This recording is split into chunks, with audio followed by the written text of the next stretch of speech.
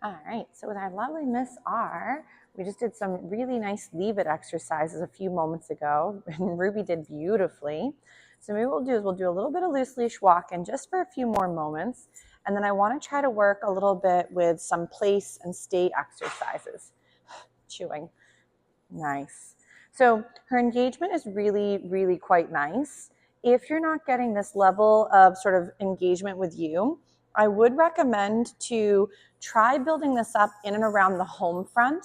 So if, let's say, your yard is really, really stimulating, I'd try to go out there with, again, food she finds very spectacular. You may even find allowing her to first do a bit of a sniff exposure in the zone in which you're going to practice in, even if it is your yard. So the reason I always recommend to allow your babe to go explore first is, again, they see their whole world through a sense of smell, the way we do visually with our eyes. So if your dog has not had the chance to go figure out where they are and what's nearby, what ends up happening is you get a dog that is having a really hard time honing in on you because the environment hasn't been explored and figured out yet. Also, come springtime is very challenging for a lot of dogs because there tends to be a lot of critters, and everybody comes out because we've all been stuck in our homes. So there's a lot more activity compared to what we used to have. Ready? Find it. Did we lose that one? Here, ready? Do some extras. There we go. Sometimes it's hard. They get a little bit further away and she's like, where'd it go? Nice. So right here, just this practice of orientation back to the handler is really crucial because a lot of these skills, like we've talked about earlier, is they're kind of like the foundation behaviors to many other skills. So getting this engagement from the bubble back to you is a great way to create eventually loose leash walking, coming when called, really nice behavior for down the road, and especially like focus on you versus distractions.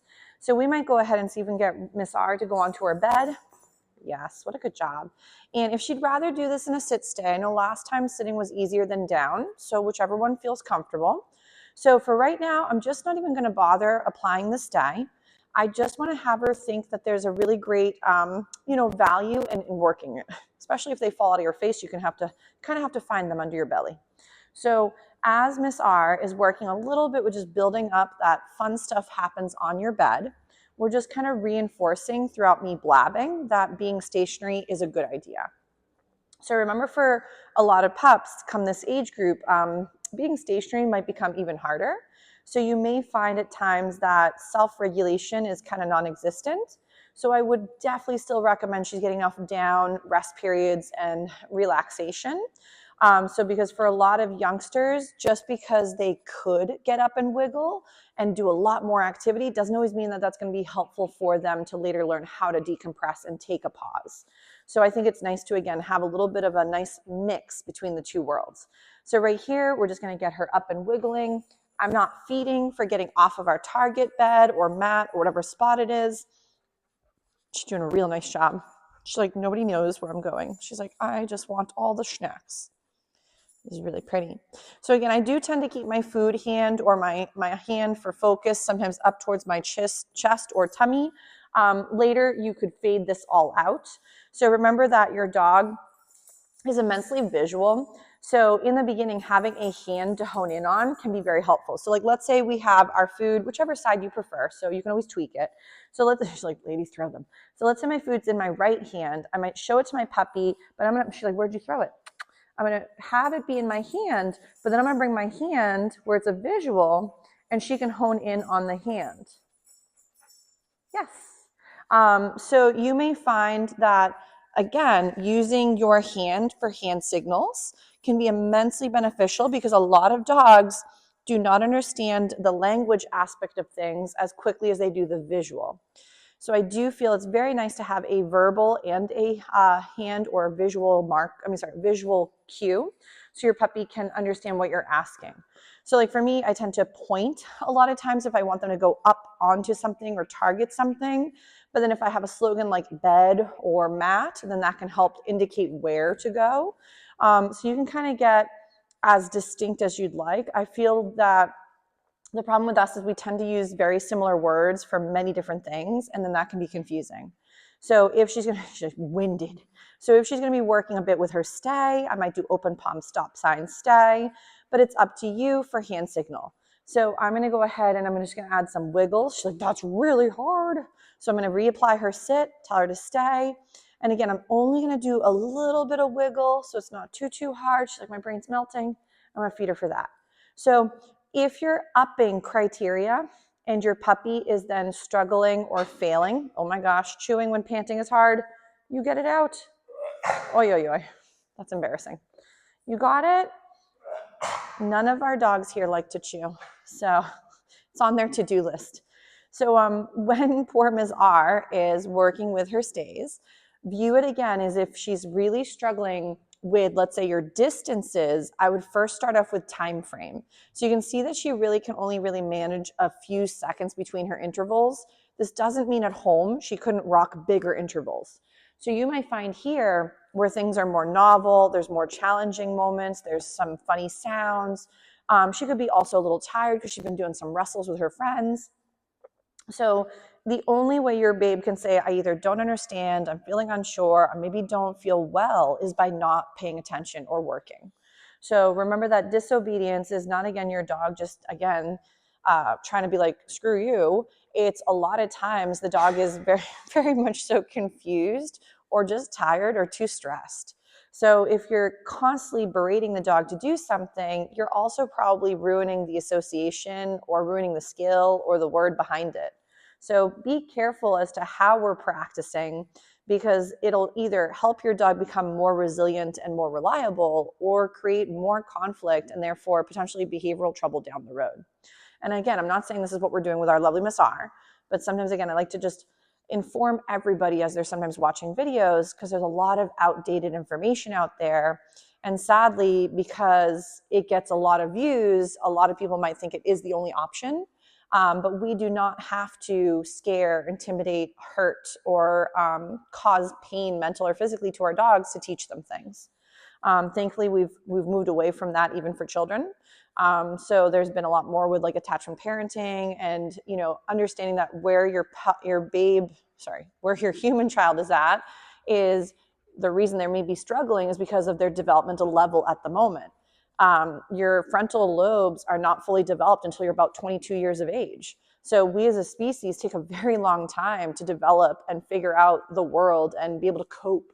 And even some adults, which again, I'll join the group, still have trouble dealing with certain things, and that's okay.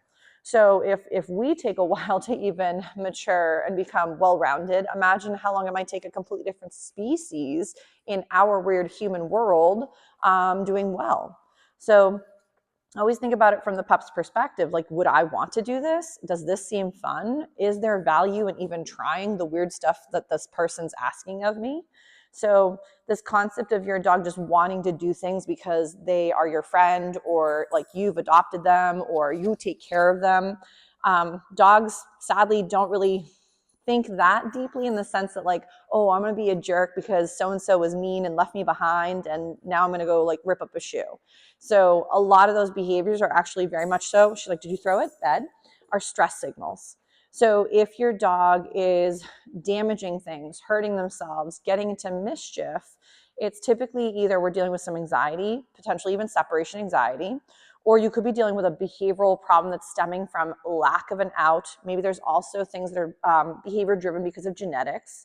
Also, just like with us, there's nurture and nature. So like you're gonna have what your life experiences have been thus far, or lacking thereof, will also affect behavior for down the road.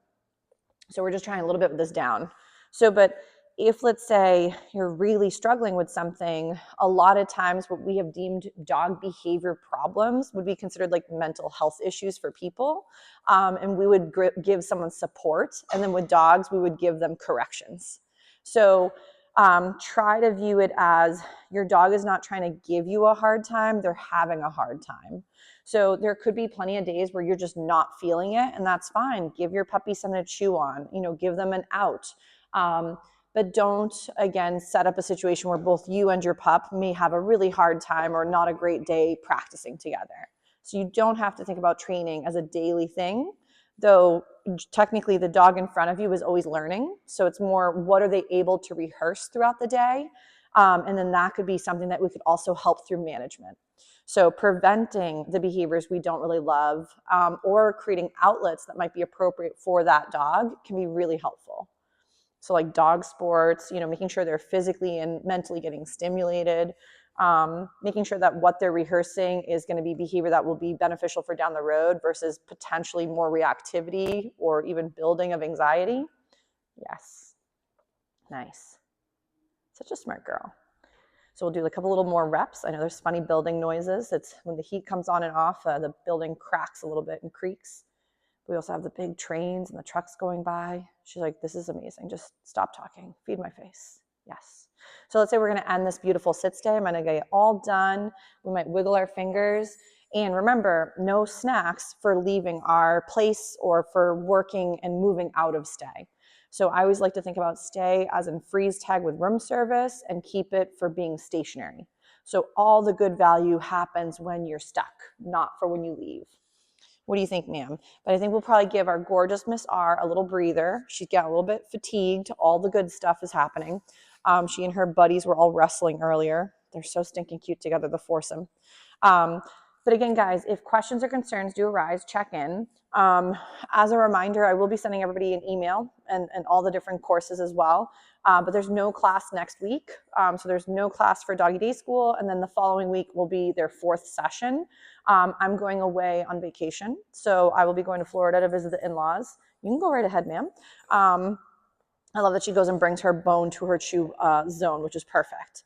So you guys will have a week off and then we'll continue the following week. So, but if anybody has questions, do check in. But we'll leave Miss R where she's at. This is a really great place to end for the gorgeous gal, and we'll give her a little breather. She's like, this is scrumptious. Don't worry, not going anywhere.